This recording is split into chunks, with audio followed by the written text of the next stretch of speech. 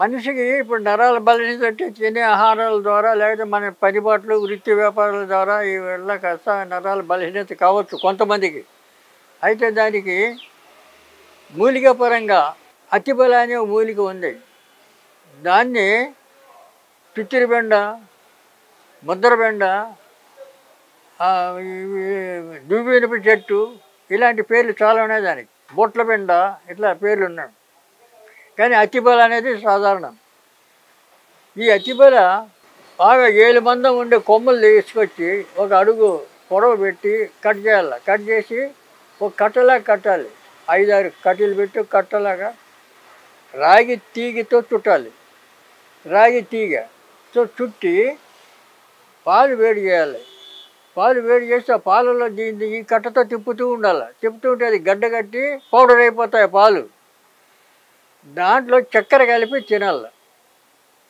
కావలసినంత బలం భీముడిలాగా తయారవుతారు. చిన్నపిల్లలకు పెద్దలకు అందరూ తినచ్చు. అందరికీ పనికొస్తుంది. నరాల బలం పోతుంది, అన్ని బలం వస్తుంది. ఇది పెద్ద సమస్య కాదు. ఇటువంటి మీరు ఉపయోగించుకోవడానికి అవకాశం ఉంటుంది. రోజు ఇంత డ్రై ఫ్రూట్స్ పొడి చేసుకొని తినచ్చు. లేకపోతే నానబెట్టి బాదం, పిస్తా, తర్వాత అక్రూట్స్,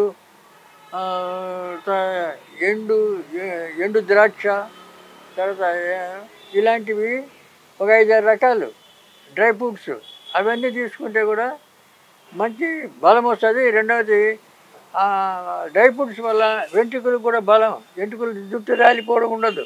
ఇప్పుడు ఈ మధ్య చెప్తారు చిట్టి ధాన్యం అని. రాగులు మంచి ఫుడ్డు.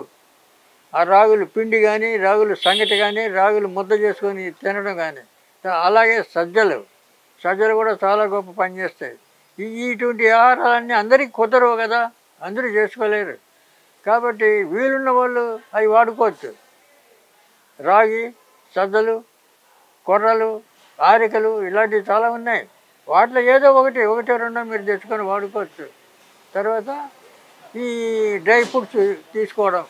తర్వాత ఈ జ్యూసుల్లో కూడా ఈ జామ పళ్ళు, తర్వాత దానిమ్మ, సపోటా ఇలాంటి జ్యూస్ కూడా వాడడం చాలా మంచిది. ఈ నరాల బలం తగ్గుతుంది, బలం పెరుగుతుంది. తర్వాత నరాల వీక్నెస్ తగ్గుతుంది. తర్వాత బలం వస్తుంది. మనిషికి ఆలోచన మంచి క్రమశిక్షణలో ఉంటాయి.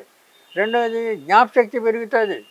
మీకు జ్ఞాపశక్తి ఇంకా ఏం చేయాలంటే రాత్రిపూట అశ్వగంధ, అతిమధురం ఈ 2 సమానంగా కలిపి ఒక డబ్బాలో పెట్టుకొని రాత్రి పడుకునేటప్పుడు ఒక స్పూను పాలలో వేడి పాలలో పోసి కలుపుకొని ఒక గ్లాసు పాలు తాగాలి. అది తాగినందువల్ల మంచి నిద్ర పడుతుంది, జ్ఞాపశక్తి పెరుగుతుంది, బలం వస్తుంది. మీకు దానివల్ల ఎలాంటి అపాయం లేదు.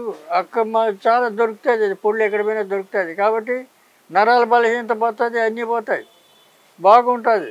తెలివితేటలు చాలా యాక్టివ్గా తయారవుతారు. కాబట్టి అలాంటి అలవాటు చేసే డ్రై ఫ్రూట్స్, తర్వాత అశ్వగంధ, అతిమధురం ఇలాంటివి పదార్థాలన్నీ వాడుకోవచ్చు కదా, దాంట్లో పెద్ద సమస్య లేదు. కాబట్టి ఈ నరాల బలహీనత క్వశ్చనే లేదు.